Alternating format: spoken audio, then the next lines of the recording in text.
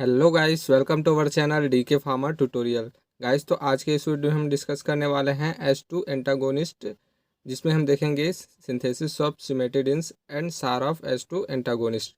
तो गाइस, हमने हमारे पुराने वीडियो में डिस्कस किया था डाइफेनहाइड्राम हाइड्रोक्लोराइड का synthesis and SAR of H1 antagonist.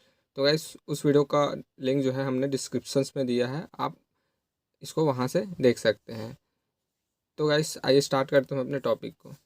तो हम सबसे पहले देखते हैं कि H2 एंटागोनिस्ट आखिर होता क्या है। तो H2 एंटागोनिस्ट को हम H2 एंटीहिस्टामिनिक ड्रग भी बोलते हैं। ये मेनली पेराइटल सेल्स में अपना एक्शन शो करते हैं, जो कि स्टमक में पाया जाता है। तो H2 एंटागोनिस्ट है वो हमारे स्टमक में गैस्ट्रिक एसिड के प्रोडक्शंस को वो इनहिबिट कर देता है, जिसके कारण इसका यूज़ हम पेप्टिक अल्सर के ट्रीटमेंट के लिए करते हैं। एंड जो H2 एंटागोनिस्ट है वो H1 एंटागोनिस्ट के कंपैरिजन में लेस टॉक्सिक होता है, इसलिए ये काफ़ी यूज़फुल होता है। तो गाइस, आइए स्टार्ट करते हैं अपने सिंथेसिस को।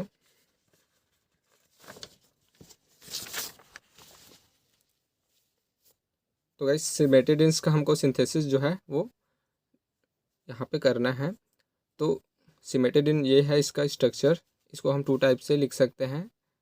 ये है, इसको अच्छे से देख लिया आप। तो गाइस, यहाँ पे आप देख रहे हैं कि कौन कौन से जो है इंटरमीडिएट्स एंड जो है प्रिकर्सर जो है वो यूज़ हो रहे हैं सिमेटिडिन के सिंथेसिस के लिए।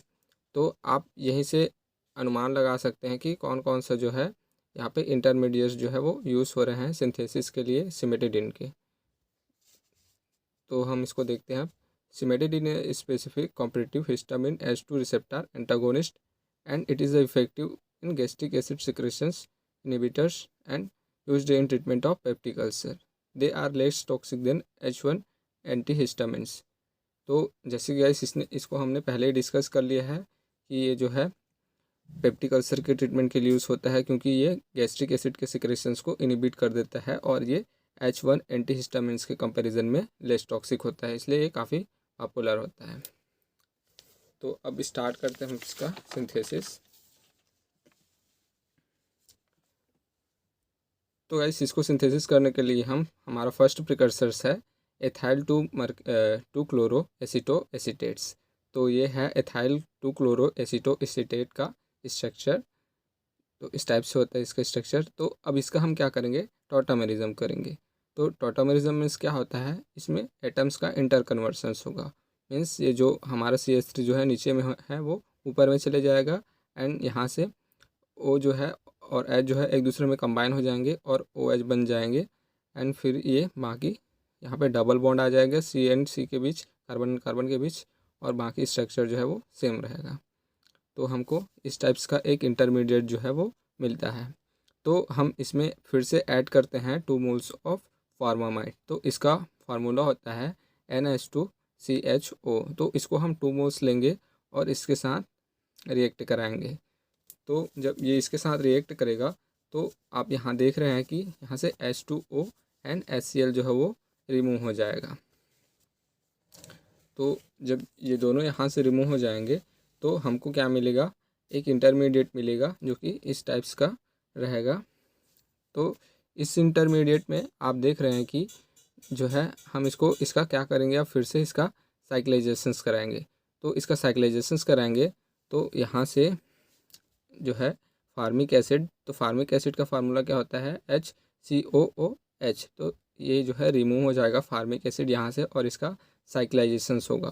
तो जब इसका साइक्लाइजेशंस होगा तो हमको मिलेगा ethyl 5 methyl 1H imidazole 4 carboxylate. तो ये जो है हमको मिलेगा जब इसका साइक्लाइजेशंस कराएंगे। देन अब इसका हम फर्दर क्या करेंगे, रिडक्शंस करेंगे LiAlH4 के प्रेजेंस में। तो हमारे पास 4 मोल हाइड्रोजन है, तो इसमें से 1 मोल हाइड्रोजन जो है वो एथेनॉल के साथ रिमूव हो जाएगा, एंड जो कार्बन के साथ 2 मोल्स हाइड्रोजन जो है वो यहाँ पे ऐड हो जाएगा, एंड फिर एक जो है ऑक्सीजन के साथ। तो ये 4 हाइड्रोजन जो है वो यूटिलाइज हो गए। देन हमको इस टाइप्स का इंटरमीडिएट जो है वो मिला। तो इस इंटरमीडिएट में हम फर्दर जो है 2 मरकैप्टो एथाइल अमीन्स को हम ऐड करेंगे। तो इसका फार्मूला होता है NH2CH2CH2SH। तो ये है इसका फार्मूला। तो फिर ये दोनों आपस में कंबाइन होंगे, तो ये यहाँ कंबाइन होगा, तो यहाँ से OH एंड यहाँ से H जो है वो रिमूव हो जाएगा, मीन्स हमारा यहाँ से H2O जो है वो रिमूव होगा। तो H2O रिमूव हुआ, फिर ये इसमें अटैच हुआ, तो इस टाइप्स का स्ट्रक्चर जो है हमको मिला। फिर अब हम इस स्ट्रक्चर में क्या करेंगे, एन साइनिमाइडो SS डाइमेथाइल डाइथायोकार्बोनेट जो है वो ऐड करेंगे इसमें। तो जब इसको ऐड करते हैं तो यहाँ से SH एंड CH3 जो है वो रिमूव हो जाएगा, मतलब मीन्स CH3 SH जो है वो रिमूव हो जाएगा और ये इसमें अटैच हो जाएगा। तो जब इसमें ये अटैच होगा तो हमको इस टाइप्स का इंटरमीडिएट जो है मिलेगा। तो आप देख रहे हैं यहाँ से जो C यहाँ पे अटैच हुआ है, फिर ये डबल बॉन्ड के साथ N and further single bond CN और यहाँ से SCH3 जो है यहाँ पे अटैच हुआ है, तो ये इंटरमीडिएट हमको मिला। तो फिर इसमें हम जो है मेथाइल एमिन्स जो है उसको ऐड करेंगे, तो इसका फार्मूला होता है NH2CH3। तो ये है मेथाइल एमिन्स का फार्मूला। तो इसमें से फिर क्या रिमूव होगा, माइनस मतलब रिमूव हो रहा है CH3SH, तो यहाँ से जो है हाइड्रोजन एंड यहाँ से सल्फ़र, फिर ये दोनों रिएक्ट करके CH3SH जो है वो रिमूव करेंगे और ये जो है इसमें ऐड हो जाएगा। तो जब ये इसमें ऐड होगा तो फिर हमको क्या मिलेगा, सिमेटिडिन्स, जो कि हमारा फाइनल प्रोडक्ट था जिसको हमको सिंथेसिस करना था। तो गाइस ये था सिंथेसिस ऑफ सिमेटिडिन्स, काफ़ी इजी तरीके से। देन अब हम देखते हैं इसका यूज़। तो इसका यूज़ हम क्रोनिक पेप्टिक अल्सरेशंस के लिए करते हैं और गैस्ट्रिक हाइपर सिक्रेशंस को कंट्रोल करने के लिए भी इसका यूज़ हम करते हैं। देन इसका यूज़ हम जोलिंगर इलिसॉन सिंड्रोम्स के लिए भी करते हैं। तो अब हम देखते हैं इसका मोड ऑफ एक्शंस। तो गाइस जब हिस्टामिन जो है वो H2 रिसेप्टार्स के साथ बाइंड होता है पैराइटल सेल्स में, तो ये CMP के फॉर्मेशंस को इंक्रीज़ कर देता है। तो जब CMP का फॉर्मेशन इंक्रीज़ होता है तो कैल्शियम आयन का रिलीज भी जो है वो इंक्रीज़ हो जाता है, जिसके कारण हमारा जो है पोटेशियम हाइड्रोजन एटीपेस पाथवे जो है वो एक्टिवेट हो जाता है और गैस्ट्रिक एसिड का सिक्रेशन जो है वो इंक्रीज़ हो जाता है। तो जो है H2 एंटागोनिस्ट है वो इस रिसेप्टार्स के साथ बाइंड हो जाएगा और इसको ब्लॉक कर देगा और हिस्टामिन जो है फिर यहाँ पे बाइंड नहीं होगा, जिसके कारण क्या होगा, CMP फॉर्मेशन डिक्रीज़ हो जाएगा। तो अगर CMP फॉर्मेशन ही डिक्रीज़ होगा मतलब कैल्शियम आयन भी रिलीज़ नहीं होगा, जिसके कारण पोटेशियम हाइड्रोजन एटीपेस पाथवे जो है वो एक्टिवेट नहीं होगा, जिसके कारण गैस्ट्रिक एसिड का सिक्रेशन जो है वो इनहिबिट हो जाएगा। तो इसको आप यहाँ से देख सकते हैं, एक डायग्राम है।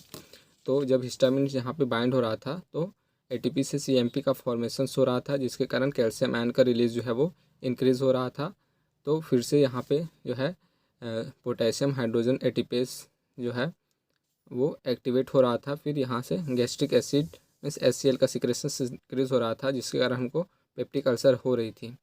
तो जो है H2 एंटागोनिस्ट है वो इसको ब्लॉक कर देगा, मतलब ये वाली प्रोसेस है उसको इनहिबिट कर देगा जब ये यहाँ पे बाइंड होगा। तो गाइस ये था mode of action of H2 antagonist. तो अब हम देखेंगे सार ऑफ H2 एंटागोनिस्ट। गाइस ये है general structure of H2 antagonist. तो गाइस यहाँ पे आप देख सकते हैं कि यहाँ पे एक हेट्रोसाइक्लिक रिंग है, साइड चेन प्रेजेंट्स है इसमें एंड टर्मिनल नाइट्रोजन्स, एंड यहाँ पे R है जो कि ऑर्गेनिक सब्सटेंस हो सकते हैं या कोई भी नाइट्रोजन कंटेनिंग जो है चेन हो सकता है ये। तो ये हेट्रोसाइक्लिक रिंग बेसिकली जैसे कि फ्यूरेन हो गया, थायोजोल हो गया एंड इमिडाजोल रिंग, तो ये सारे रिंग्स जो है H2 एंटागोनिस्ट में प्रेजेंट्स होते हैं। तो हेट्रोसाइक्लिक मतलब आप समझते ही हैं कि जब किसी भी साइक्लिक कंपाउंड में कोई 1 एंड 2 एटम जो है वो डिफ़र होता है तो उसको हम बोलते हैं हेट्रोसाइक्लिक रिंग सिस्टम्स। तो गाइस ये था एक brief introductions of H2 antagonist structure. तो अब हम देखते हैं इसका सार डिटेल से। तो हम इसमें सबसे पहले देखते हैं इमिडाजोल रिंग। तो imidazole ring is imidazole structure is considered for best biological activity and important for receptor action। तो इमिडाजोल जो है रिंग है वो काफ़ी इसेंशियल है एक्टिविटी के लिए और रिसेप्टर बाइंडिंग के लिए। तो अब अगर हम इस इमिडाजोल रिंग में जो R को सब्स्टिट्यूट करते हैं CH3 के साथ, तो हमको काफ़ी पोटेंट कंपाउंड मिलता है जिसकी एक्टिविटी जो है वो हायर होती है। Imidazole ring is not the only required ring. तो इमिडाजोल रिंग जो है रिक्वायर्ड रिंग नहीं होती है, मतलब जो अगर कोई भी इमिडाजोल रिंग है उसके प्लेस पे अगर हम फ्यूरेन एंड थायाजोल रिंग भी रखते हैं तो हमको H2 एंटागोनिस्टिक एक्टिविटी जो है मिलती है। तो जैसे कि फ्यूरेंस में रेनिटिडिन्स होता है, मतलब रेनिटिडिन्स में फ्यूरेन रिंग पाया जाता है एंड फेमोटिडिन्स में थायाजोल रिंग जो है वो प्रेजेंट्स होता है। तो हम इसको स्ट्रक्चर से देख सकते हैं।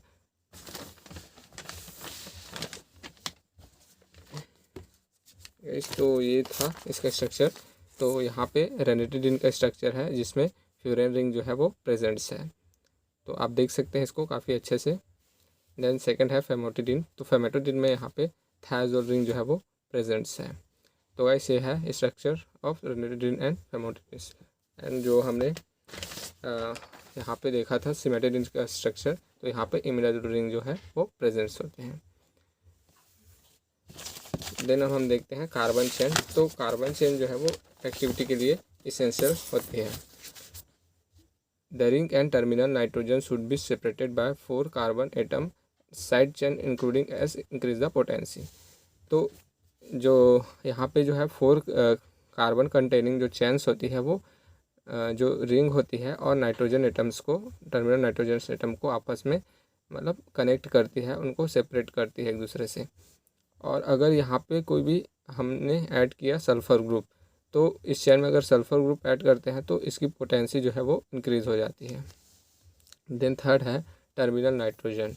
तो टर्मिनल नाइट्रोजन जो है वो पोलर होता है एंड नॉन बेसिक होता है नेचर में। तो ये जो है एंटीहिस्टामिनिक एक्टिविटी के लिए इसेंशियल्स होती है। देन अब हम देखते हैं structure and use of common drugs.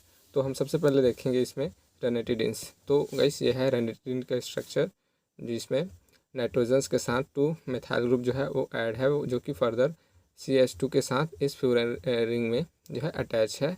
Then यहाँ पे जो है कार्बन चेन है 4 कार्बन का, और बाकी ये सब चीज़ आप देख ही रहे हैं। तो अब हम देखेंगे इसका यूज़। तो इसका यूज़ है फर्स्ट, इसका यूज़ हम हाइपोक्लोराइड्रेट के लिए करते हैं, और जो स्टमक एंड ड्यूडेनल में जो भी अल्सर्स होते हैं उसके ट्रीटमेंट के लिए करते हैं, एंड एसिडिटी के ट्रीटमेंट के लिए भी इसका यूज़ हम करते हैं। देन सेकंड है फेमोटिडिन्स। तो ये है गाइस फेमोटिडिन्स का स्ट्रक्चर। तो फेमोटिडिन में थायाजोल रिंग जो है वो प्रेजेंस होते हैं। देन इसका यूज़ है, तो फेमोटिडिन जो है वो H2 रिसेप्टर ब्लॉकर होता है। इसका यूज़ हम जो अल्सर्स होते हैं स्टमक्स में एंड इंटेस्टाइन्स में उसके क्योर एंड प्रिवेंशंस के लिए करते हैं। और इसको हम मेनली हार्ट बर्न्स होते हैं उसको प्रिवेंट करने के लिए या ट्रीट करने के लिए इंक्रीज़ करते हैं, जो कि मेनली इंडाइजेशंस के कारण होती है। तो ये था सिंपल सा topic H2 antagonist their SARs and synthesis of cimetidines. तो गाइस ये वीडियो आपको काफ़ी अच्छे से समझ में आया होगा। तो इस वीडियो को लाइक कीजिए, शेयर कीजिए अपने फ्रेंड्स के साथ, एंड इसी तरह की वीडियो देखने के लिए बने रहिए हमारे साथ। Thank you.